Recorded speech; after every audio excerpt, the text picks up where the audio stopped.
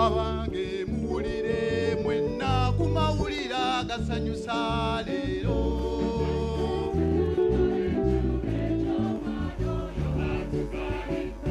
Ate era musanyuke mwenna abantu ba Katonda mu nsi.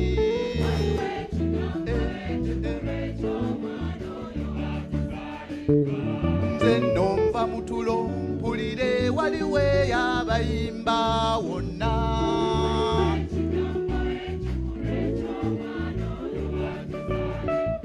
Laba nno laba wonna omusana nga bwe gwaka mu kiro.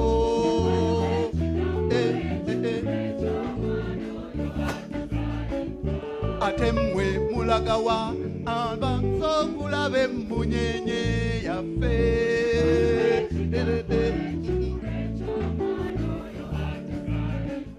Ate mmwe mulagawa buuza tubabuuza abasumba tumanye.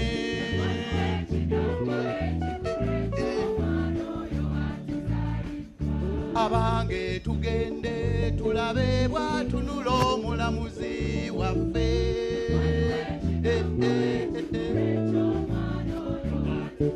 Mbasaba tusituke olw'omusana ogw'okutuuse mu nsi. Tubadde wansi mu nsi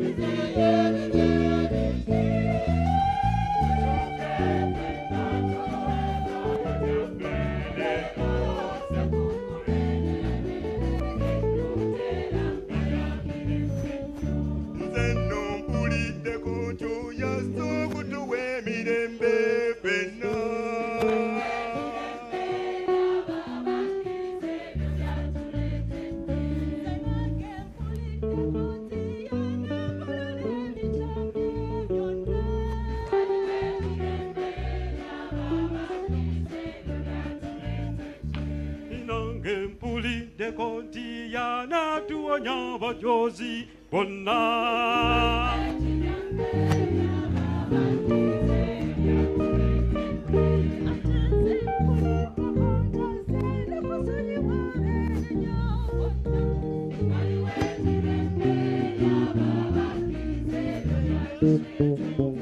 Adeze mpulidde konti yazza kuwaayo obulamu bwe ku nsi.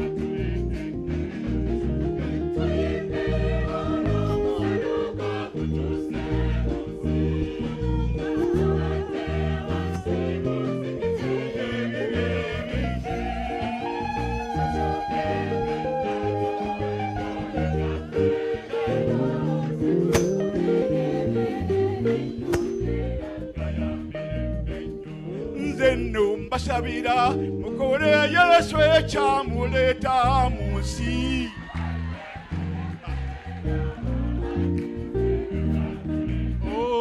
Musanye mutegeke byonna ebyokusanyuka nga mumanyi nti bibye.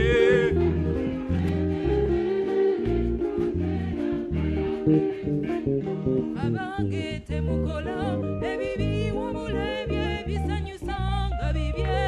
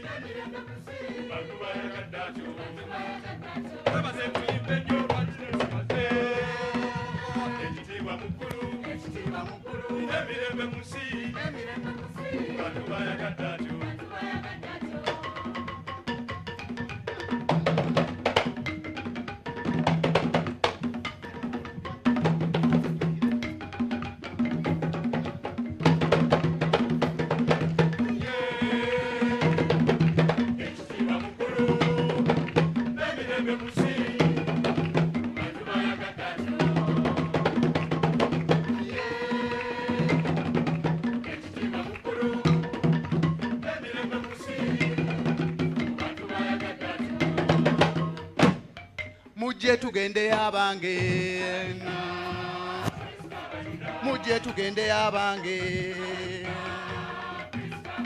mujje tutuuke atuuse, mujje tukyakala abange, mujje tugende atuuse, mwenna tugende atuuse, ajje tugende abange, mujje tumwendiga abange, mujje tuwera abange, mujje tugende abange, mujje tutuuke abange, mujje tutuuke abange, tugende abange